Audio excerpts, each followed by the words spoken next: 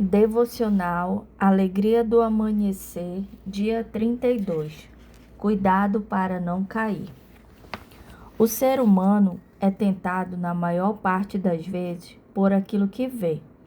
Eu sei quais são os meus pontos fracos e é por isso que sei exatamente para onde eu não devo olhar.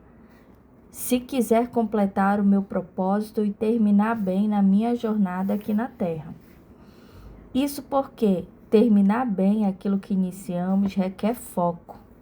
Aliás, não é porque não começamos bem que não podemos fazer com que o nosso fim seja completamente diferente. É possível viver uma história com beleza, alegria e paz, apesar de enfrentarmos alguns tropeços iniciais. E o inverso também pode acontecer. Por alguns motivos, supervalorizamos o começo, mas muitas vezes nos esquecemos do fim. Talvez isso ocorra por termos a aparente sensação de que o jogo já está ganho, uma vez que pegamos o embalo certo. Só que o fato de termos avançado e vencido obstáculos no início e meio da nossa jornada não quer dizer que não possamos colocar tudo a perder no final. Estar lá em cima não significa que não se possa cair. É o sentimento de segurança em nós mesmos que pode nos levar a uma queda brusca. Por outro lado, isso é muito mais difícil de acontecer se mantivermos nosso alvo e olhos em Cristo. Ao longo da Bíblia, são incontáveis as histórias que homens e mulheres que acertaram e erraram muito em suas caminhadas, e cada uma das páginas da Bíblia não oculta a humanidade dessas pessoas. Pelo contrário, tirando Jesus, que jamais errou, todos os outros falharam. Nessa lista quilométrica de nomes, temos as narrativas de mentirosos e traiçoeiros como Abraão e seu neto Jacó, assassino como Moisés, infiéis e mimados como Sansão, idólatras como Salomão, traidores como Pedro e Judas, e também adúlteros como o rei Davi.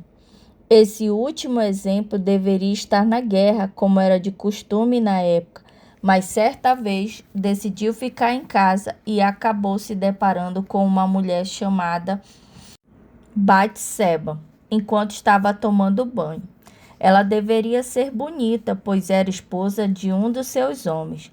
Cego e distraído por seus próprios desejos, Davi não parecia se importar com isso e acabou dormindo com ela e provocando a morte de seu marido.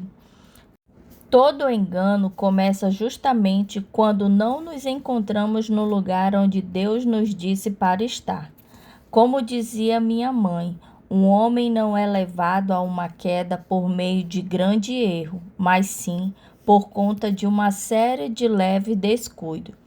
E nos pequenos escorregões que achamos ser inocente, que acontecem as conversas que não deveriam ter começado, as mensagens que não tinham de ser enviadas, situações em que nos colocamos e que normalmente pensamos que não tem nada de mais. O que não paramos para refletir é que nenhum adultério tem início de cara em um quarto de motel, por exemplo. Começa como algo bonzinho e até aparentemente inocente. Porém, é só desse pequeno deslize que Satanás precisa para destruir a nossa história e manchar tudo aquilo que construímos com Deus. Eu me lembro de um conselho que recebi de um grande homem de Deus. Ele me orientou: a maior característica de um homem de Deus é ser imprevisível. Quando os outros não têm o que falar sobre nós, podem até inventar o que quiserem. Ainda que demore, a verdade prevalecerá. Assim, a história que é genuína e pura ficará de pé, e não as mentiras. Você não precisa manchar a sua história, só que para isso tem que estar focado naquilo que Deus lhe deu e tem um futuro para você. Eu sei quais são as minhas fraquezas e você também sabe as suas. Não permita que os seus olhos cobicem algo para qual Deus não lhe direcionou.